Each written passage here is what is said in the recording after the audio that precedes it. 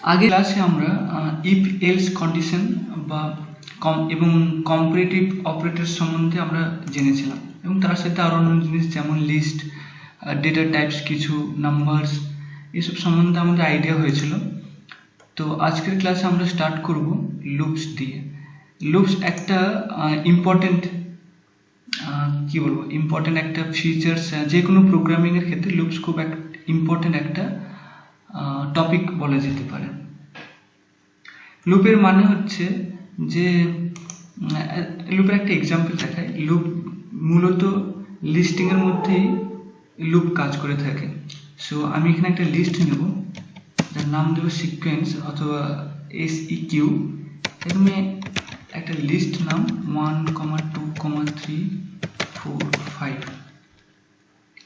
তো এখন আমি চাইছি এর মধ্যে যে কটা আইটেম আছে সব কটা আইটেম আমি 1 by 1 প্রিন্ট করতে চাইছি, রাইট? তো আমি এখানে করব কি, আমি এখানে একটা লুপ চালাবো, যাতে প্রতিবারে এই লুপ একটা আইটেমকে রিড করবে এবং রিড করে ওই আইটেমটাকে প্রিন্ট করবে।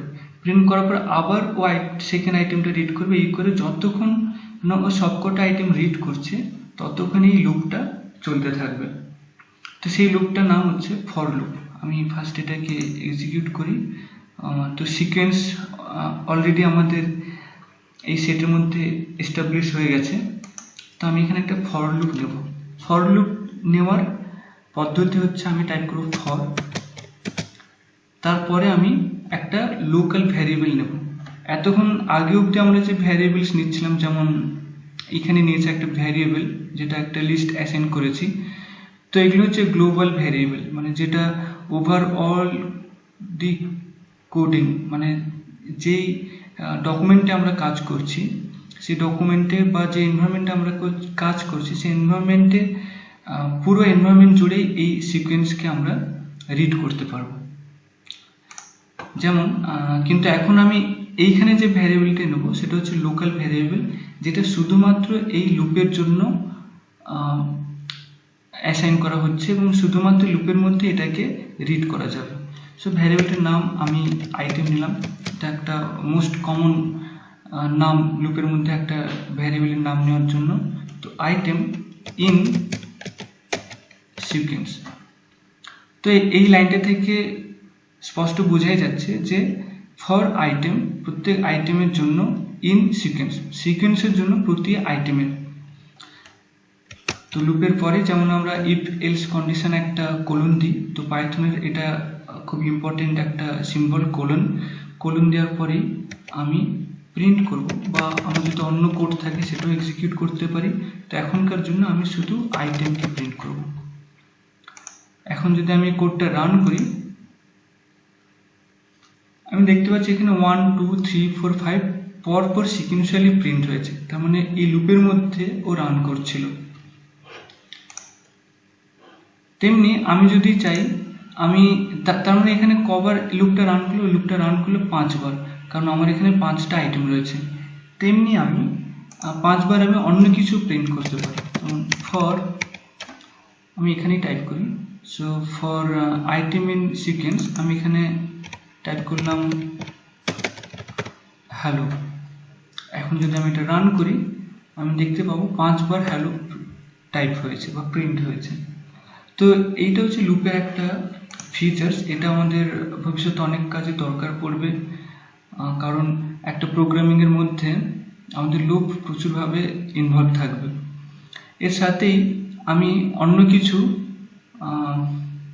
প্রিন্ট করতে চাই, আমি এর মধ্যে ফাংশনও পাঠাতে পারি। তো এখনকার জন্য আমি করব কি, যে প্রতিটা আইটেমকে সেই আইটেমের সাথে আমি অ্যাডিশন করব। তো আইটেম প্লাস আইটেম, হ্যাঁ, তাহলে একের সাথে 1 যোগ হবে, 2 এর সাথে 2 যোগ হবে। এখন আমি রান করব। রান করলে আমি দেখতে পাচ্ছি যে প্রতিটা আইটেমের সাথে সেই আইটেমটাই একবার করে যোগ হয়, এরকম একটা আউটপুট আমাকে দেখাচ্ছে। তেমনি আমি প্রতিটা আইটেমকে টু দি পাওয়ার হিসেবে আমি রান করতে পারি। তাই আইটেম, যেমন আমরা টু দি পাওয়ার আগে শিখেছিলাম, তেমন টু দি পাওয়ার জায়গায় আমি স্কোয়ার নেব, টু দি পাওয়ার 2 অথবা স্কোয়ার নিলাম। এখন আমি রান করব। তো দেখতে পাচ্ছি 1 স্কোয়ার 1, 2 স্কোয়ার 4, এইভাবে সবকটা আইটেম রান করেছে। এইবার যেমন ফর লুপ রয়েছে তেমনি আরেকটা লুপও রয়েছে, সেটা হচ্ছে while loops.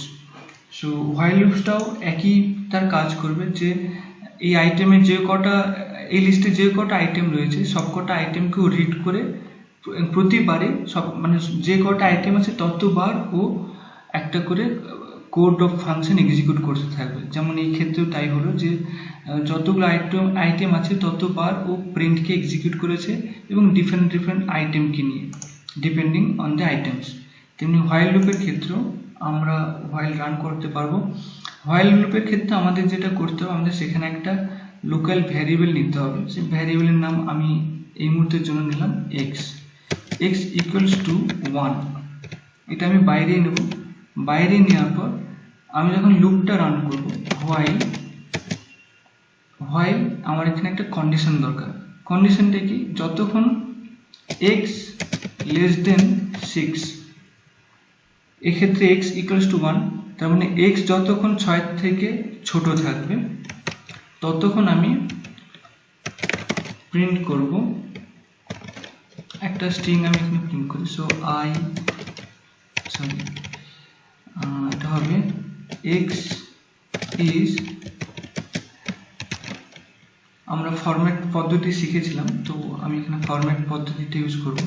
So format and then এখানে x, তার মানে x এর ভ্যালুটা আমি এখানে প্রিন্ট করব। এখন এই অবস্থায় কোডটা দেখে আমি বলতে পারি এটা একটা ইনফিনিট লুপে কনভার্ট হবে, কারণ আজীবন বা ইনফিনিট টাইম পর্যন্ত x 6 থেকে ছোটই থাকবে যতক্ষণ না আমরা x এর ভ্যালুকে চেঞ্জ করছি। তো এক্ষেত্রেও তাই, তো আমি এখানে x এর ভ্যালুকে চেঞ্জ করব প্রতিবারে। যতবারই ও চেক করবে যে x কি 6 থেকে ছোট, ততবার আমি x এর ভ্যালুকে একবার করে ইনক্রিজ করতে থাকবো। So x equals to x plus 1, তো আমি x এর সাথে প্রতিবারে 1 অ্যাড করতে থাকবো। তার মানে আমি প্রতিবারে দেখবো কি, যে আমি প্রথমবার এলাম, চেক করলাম, আচ্ছা x 6 থেকে ছোট, তো আমি প্রিন্ট করলাম এইটা। তারপর প্রিন্ট করার পরেই আমি x এর সাথে 1 অ্যাড করে দিলাম। তো সেকেন্ডবার যখন আমি আবার ফিরে আসবো, বা এই লুপটা যখন আবার ফিরে আসবে, তখন চেক করবে কি x 6 থেকে ছোট, x এর ভ্যালু তখন 2 ও 6 থেকে ছোট, তখন আবার একবার প্রিন্ট করে ফিরে আসবে। এইভাবে যতক্ষণ না x 6 এর সমান অথবা 6 এর বেশি হয়ে যাচ্ছে ততক্ষণ এই লুপটা চলতে থাকবে। সো লেটস রান ইট, দেখা যাক কি এক্সাম্পল আসে। এখন দেখা গেল যে x ইজ 1 প্রথমবারে, সেকেন্ডবারে 2 ইনক্রিজ হয়েছে x প্লাস 1, এবং তৃতীয়বারে 3, তারপরে 4 এবং 5, এবং তারপরে বারে x ইকুয়ালস টু 6 হয়ে গেছে, সেই জন্য এখানে আর প্রিন্ট কিছু আসেনি। আমি যদি এখানে লেস দেন ইকুয়ালস টু 6 করে দিই, তখন আবার দেখবো আরেকটা অবধি চলে গেছে। তো এইভাবে আমরা হোয়াইল লুপকে এক্সিকিউট করে থাকি। এটা হলো হোয়াইল লুপের একটা বেসিক আইডিয়া। আমরা যখন নেক্সট যখন আমরা প্রজেক্ট কিছু বিল্ড করব পাইথনের থ্রুতে, তখন আমাদের হোয়াইল ফর লুপ প্রচুর মেজরভাবে ইউজ হবে, কিন্তু তার আগে যাওয়ার আগে অবধি আমাদের প্রয়োজন এখন এই লুপগুলো সম্বন্ধে একটা ভালো আইডিয়া নিজের মধ্যে সেট আপ করে রাখা। এরপরে আরেকটা মেথড আমি আজকে দেখাবো, সেটা হচ্ছে যে রেঞ্জ। তো রেঞ্জ কি জিনিস, আমি একটা রেঞ্জ মানে শব্দ থেকে স্পষ্টই বোঝা যাচ্ছে যে রেঞ্জ হলো এমন একটা মেজারমেন্ট যার একটা স্টার্টিং এবং এন্ড পয়েন্ট থাকবে, যেমন 0 to 5 বা 0 to 6। তো এটা হচ্ছে একটা রেঞ্জ, মানে 0 থেকে 6 অব্দি হচ্ছে রেঞ্জ। তো আমি একটা রেঞ্জ আমি নিতে পারি। তো রেঞ্জ নেওয়ার পদ্ধতি হচ্ছে, রেঞ্জ আমি টাইপ করব এবং তার ভিতরে আমি কোনো একটা দুটো নাম্বার আমি নেব, যে 1 to 6 বা 1 to 10 আমি কাউন্ট করতে চাই। যে আমি রান করব, আমি দেখতে পাচ্ছি একটা রেঞ্জ ভ্যালু আমি পাচ্ছি 1 to 10। এবার আমি যদি এই রেঞ্জের মধ্যে ফর লুপ রান করতে চাই, তাহলে আমি বুঝতে পারবো যে রেঞ্জটা কোথা থেকে স্টার্ট হয়েছে এবং কোথায় গিয়ে শেষ হচ্ছে।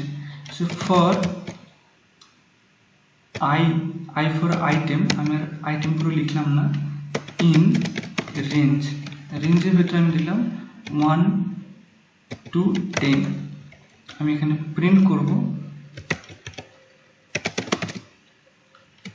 প্রিন্ট আই মানে আইটেম। আমি এইবার এটাকে রান করি। রান করার পর দেখতেই পাচ্ছি যে ও ফর লুপের মতনই রান করেছে, 1 থেকে স্টার্ট করেছে এবং যতক্ষণ না এখানে একটাই পার্থক্য হলো, ফর লুপে যেমন আমরা দেখছিলাম যে প্রতিটা আইটেমও প্রিন্ট করেছে, যেমন 1 to 5, তার মানে এখানে কটা আইটেম, 5টা আইটেম রয়েছে, তো 5 বারও প্রিন্ট করিয়েছে। এইখানে হচ্ছে কি ও ম্যাক্সিমাম নাম্বার অবধি প্রিন্ট করাবে, মানে 1 to 10 মানে 10-এর ঠিক আগে অবধিও প্রিন্ট করাবে, মানে 9 অবধি সে প্রিন্ট করাবে এবং 10 অবধি যাবে না।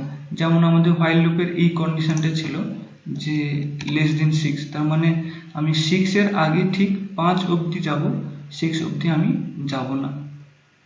এর ক্ষেত্রেও সেম পদ্ধতি। লিস্টিংয়ের একটা জিনিস রয়েছে, যেমন আমি সিকোয়েন্স যদি আমি এখানে অন্য কিছু নিই, যেমন আমি কিছু লিস্ট আইটেমস নিই, যেমন strings value A B C then D. এখন যদি আমি এটাকে ফর লুপের মধ্যে নিই, একটা ফর লুপ কপি করে নিই, তো আই ইন সিকোয়েন্স, সো আমি এখানে সিকোয়েন্সটা দিয়ে দিই এবং আমি যদি এটাকে প্রিন্ট করি,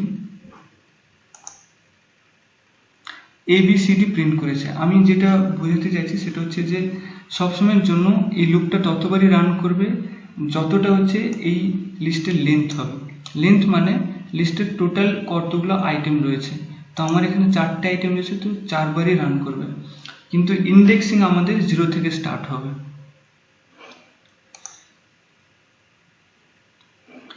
তো আমরা যেমন রেঞ্জ নিয়েছি, রেঞ্জকে আমরা একটা লিস্টেও কনভার্ট করতে পারি।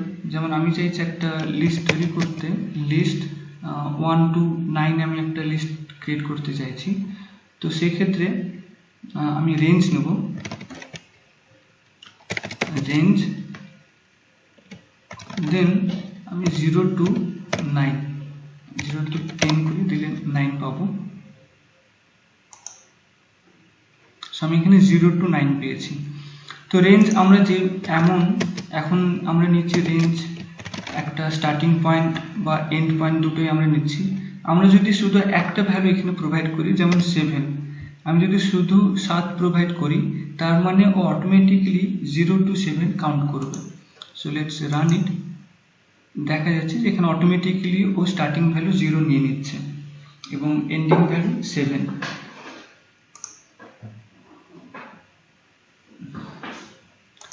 এইবার আমরা নেক্সট টপিকে যাব, সেটা হচ্ছে যে লিস্ট কম্প্রিহেনশন।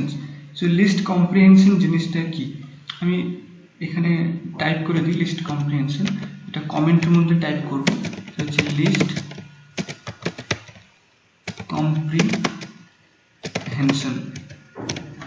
তো আগে আমরা জেনেছি কমেন্ট আমাদের কি কাজে লাগে, এটা শুধুমাত্র ডেভেলপার্সদের জন্য বা যারা প্রোগ্রামিং করবে তাদের জন্য কিছু ডেটা বা ইনফরমেশন স্টোর করার জন্য আমাদের কমেন্টিং ইম্পর্টেন্স একটি ইম্পর্টেন্ট টুল। তো সেই জন্য আমি এখানে কমেন্ট করে লিখে রাখলাম লিস্ট কম্প্রিহেনশন। এবং লিস্ট কম্প্রিহেনশন কি, তো সেটা বোঝার জন্য আমি এখানে একটা লিস্ট নেব। So x equals to 1 2 3 4।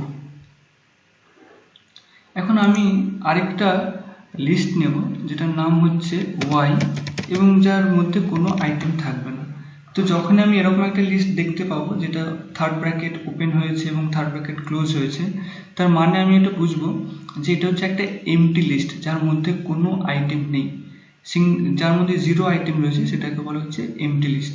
তো আমি এই এমটি লিস্টটাকে এইটার স্কোয়ার ভ্যালুগুলো, মানে x এর প্রতি আইটেমের স্কোয়ার ভ্যালু করে আমি y লিস্টটাকে কমপ্লিট করতে চাইছি, y লিস্টের মধ্যে আমি তার আইটেমগুলো প্রোভাইড করতে চাইছি।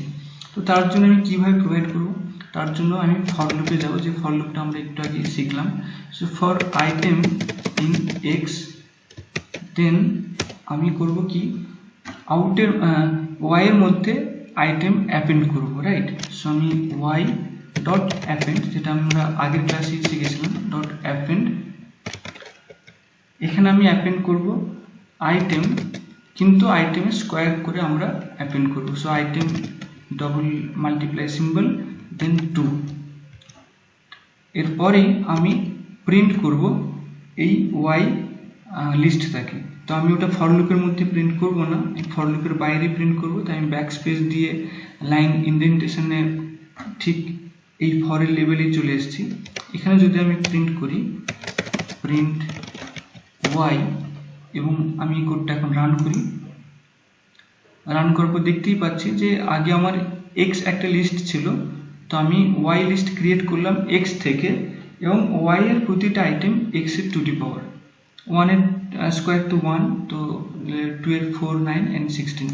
এখন যদি আমি দুটোই প্রিন্ট করি, সো প্রিন্ট এক্স আর প্রিন্ট ওয়াই দিলে আমরা বুঝতে পারবো দুটোর কম্পেয়ার করে। তো আমরা এই ফাংশনটা, যেটা আমরা এতক্ষণ টাইপ করলাম যে এক্স একটা লিস্ট ক্রিয়েট করলাম, ক্রিয়েট করার পর আমরা আরেকটা লিস্ট ক্রিয়েট করলাম যেটা এমটি লিস্ট, এবং তার মধ্যে আমি এক্স এর স্কোয়ার ভ্যালুগুলো, এক্স এর প্রতিটা আইটেমের স্কোয়ার ভ্যালু ওখানে আমরা পাঠালাম। এই পুরো প্রসেসটাকে আরও ছোটোভাবে আমরা এক্সপ্রেস করতে পারি। সেটা হচ্ছে আমার এক্স অলরেডি ডিফাইন করা রয়েছে, তো আমি ওটা ডিফাইন করব না। আমি এখানে যেটা করব, আমি এখানে একটা আইটেম, একটা থার্ড ব্র্যাকেট নিলাম, তার মানে ইন্ডিকেট করছে যে আমি অলরেডি একটা লিস্ট ক্রিয়েট করতে চলেছি। তো to the power square 2, then for item in X. তার মানে এখানে হলো কি, ফর আইটেম ইন এক্স এর এই আইটেমটা আমি এইখানে স্কোয়ার করে ফেলছি, এবং এইটা একটা লিস্টের মধ্যে রয়েছে। এই থার্ড ব্র্যাকেট সিম্বল থেকে বোঝা যাচ্ছে যে এটা একটা লিস্ট। এখন যদি আমি এটাকে প্রিন্ট করি, আমি দেখতে পাচ্ছি যে সেম রেজাল্ট যেটা আমি এর ক্ষেত্রে ক্রিয়েট করেছিলাম, যে ওয়াই একটা আলাদা লিস্ট ক্রিয়েট করে তার মধ্যে সমস্ত আইটেমের স্কোয়ার ভ্যালু অ্যাপেন্ড করে প্রিন্ট করেছিলাম। তো সেম রেজাল্ট আমি এখানেও দেখতে পাচ্ছি, এবং এইটাকে আমি একটা ভ্যারিয়েবল স্টোরও করতে পারি। সো জেড ইকুয়ালস টু, আমি এখানে স্কোয়ারের জায়গায় আমি এখানে 3 টু দি পাওয়ার 3 দিয়ে দিলাম এবং রান করলাম।